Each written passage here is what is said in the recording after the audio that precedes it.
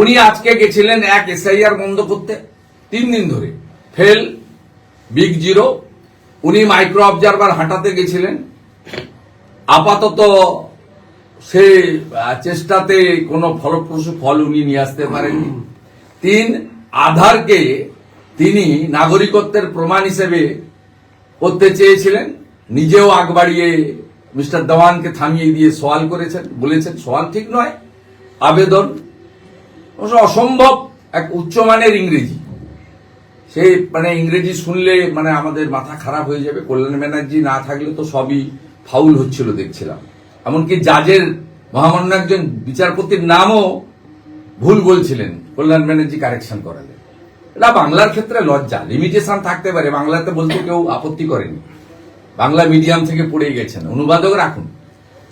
হাম কিসি সে কাম নেই, আমি সব জানি, সব জানতা, এই জিনিস আমরা আমাদের পক্ষে শুভকর নয় বলে আমি মনে করি।